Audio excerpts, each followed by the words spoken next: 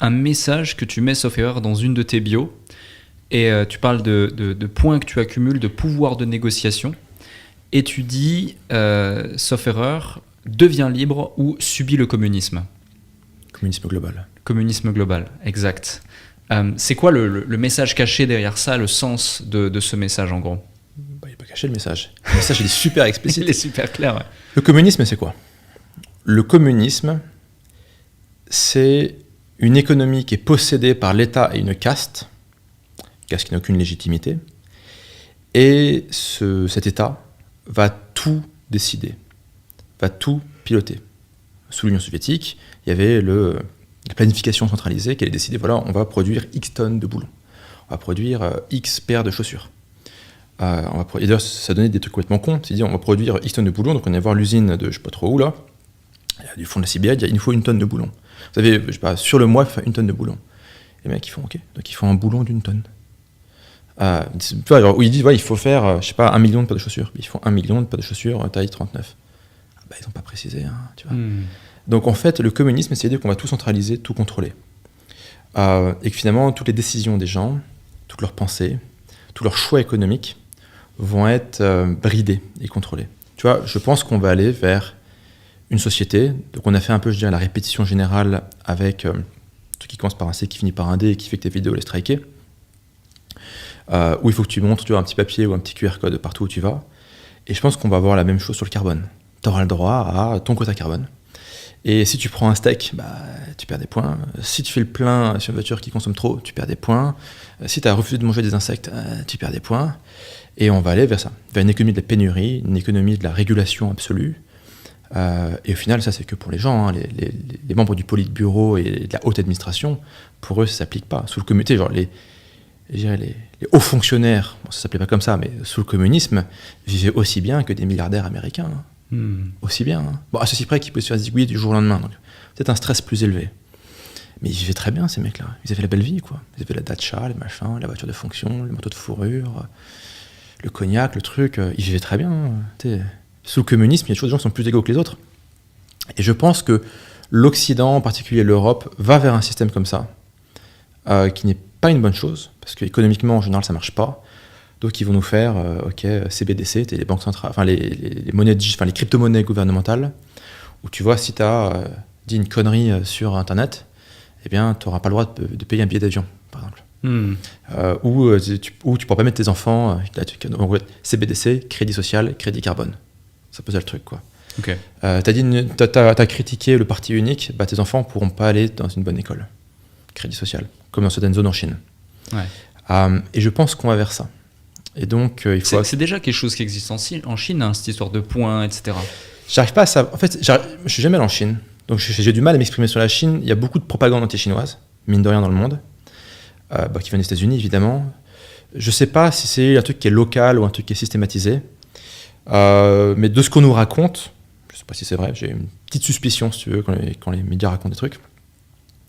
Ouais, ça a l'air d'être là. Et tu vois, ce qui est super intéressant, c'est que pour moi, l'enfer absolu, c'est les CBDC. C'est Central Bank Digital Currencies. C'est, alors, ton impôt, on le prélève directement sur ton wallet. Mais s'il faut faire je sais pas, je te file des APL, c'est directement sur ton wallet aussi. Donc en fait, il y a un contrôle quantitatif et un contrôle qualitatif. Peut-être qu'on va dire que tu n'as pas été un bon citoyen, donc toi, tu n'as pas le droit d'acheter un steak. Certes, tu as l'argent, mais tu n'as pas le droit. Tu veux fuir le pays, prendre un billet d'avion, tu as l'argent, mais ton wallet n'est pas autorisé à acheter un billet d'avion. Tu vois, donc tu as une dimension quantitative, donc on peut avoir une politique économique optimisée avec du big data à la personne près. Le problème de la politique économique aujourd'hui, c'est quoi?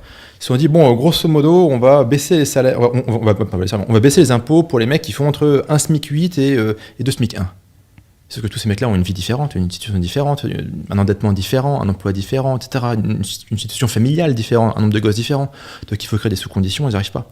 Avec du big data, du machine learning, tu peux avoir une politique économique personnalisée. Tu vois, tout comme sur Amazon, tu as une expérience qui est personnalisée, tu peux avoir une politique économique, une expérience économique qui est personnalisée. C'est qu'en fait, toi, parce que tu as 3 enfants, qu'on sait que le petit dernier il est malade et que ta femme elle vient de trouver un job, eh bien on pourra paramétrer, je dirais, ton taux d'intérêt pour avoir un crédit, tes impôts, tes prestations sociales à la mesure près. Donc il y a un truc qui est très séduisant là-dedans, en termes, je dirais, étatiques et de politique.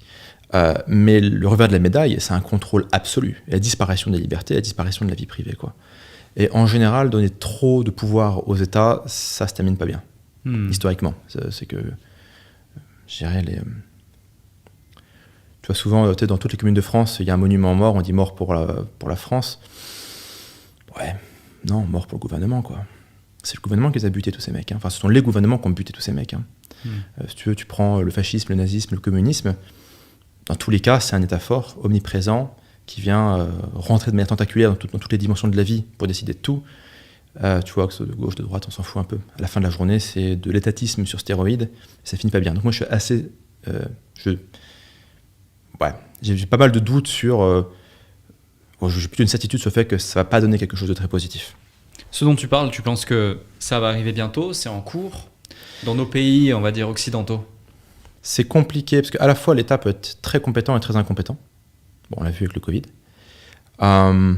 Et à la fois, les gens peuvent être très pragmatiques et très cons aussi. Donc c'est compliqué, je dirais, de définir un horizon de temps là-dessus. Donc difficile à dire. Mais quand tu vois le monde d'il y a 3 ans et le monde d'aujourd'hui, c'est plus le même monde. On commence un peu déjà à voir une séparation des humanités, de l'humanité entre deux humanités. C'est un peu mon cheval de bataille en ce moment. Entre finalement une forme de classe mobile, professionnellement, financièrement, géographiquement, dont on fait partie. Et pour nous, le monde n'a jamais été aussi exceptionnel et incroyable en termes d'expérience. Et le reste de la population qui se fait démonter sa race. Et au milieu, il n'y a rien. Il n'y a rien. En gros, tu as les mecs du Politburo, c'est un peu bizarre, on ne sait pas trop ce que c'est. Enfin, la haute fonction publique, etc. On a du mal à savoir ce que c'est, ça. C'est très très opaque. Il y a les mecs comme nous, où finalement on a peut-être le même type de privilèges et de liberté et de possibilités de jouissance, on va dire, que ces mecs-là. La classe moyenne, elle s'est fait démonter sa mère, et il reste que des pauvres. Et eux, leur pouvoir de négociation face à la vie, il est proche de zéro, parce qu'ils n'ont pas de thunes. Et si on leur dit, écoute, on va te mettre une sonde dans le cul, juste pour voir ce que ça donne, sinon t'as pas le droit d'aller au cinéma, il va dire, moi j'aime bien aller au cinéma, donc je vais prendre une sonde dans le cul, tu vois. Ou ouais, non, mais je veux aller à Ibiza, j'ai quand même pris un billet d'avion sur Ryanair, donc c'est sûr, la sonde dans le cul, je sais pas, parce que c'est vrai que ça ressemble pas à une bonne idée, mais j'ai quand même pris un billet d'avion sur Ryanair, ça me ferait chier que ce soit pour rien, quoi. Allez, je vais prendre la sonde dans le cul, quoi. Et tu vois, on va vers ce monde-là. La référence cinématographique, c'est Elysium, pour ceux qui ne connaissent pas. C'est, je sais pas, on est en 2040, un truc comme ça, et t'as les riches qui sont dans une station orbitale autour de la Terre, où ils sont immortels, service de malade, santé de malade, tout est un grand golf, machin, t'es super, quoi. Et le reste de l'humanité est sur Terre, dans une favela gigantesque, où tout est en ruine, tout le monde se fout sur la gueule, et t'as des robots de Boston Dynamics avec des AR-15 qui sont là pour faire du maintien de l'ordre, quoi. Et le point le plus important que les gens ne comprennent pas quand ils regardent ce film, c'est qu'il n'y a plus d'ascenseur social. C'est qu'un pauvre ne deviendra jamais riche. Un riche, a priori, ne deviendra jamais pauvre. Aujourd'hui, on peut partir très pauvre et devenir très riche. C'est encore possible. Ça devient de plus en plus difficile. Mois après mois, semaine après semaine, ça devient de plus en plus difficile, surtout en Europe. Et même d'un point de vue digital, c'est devenu beaucoup plus compliqué avec toutes leurs règles à la con. Vatmos, 3D Secure, RGPD, etc. C'est fait pour bousiller l'ascenseur social, ce truc-là. Donc aujourd'hui, on peut encore, c'est de plus en plus difficile. Hashtag formez-vous, achetez nos formations. Et demain, ça sera plus possible. Donc si demain, t'es pas du bon côté, toi, ta descendance, vous levez dans le cul.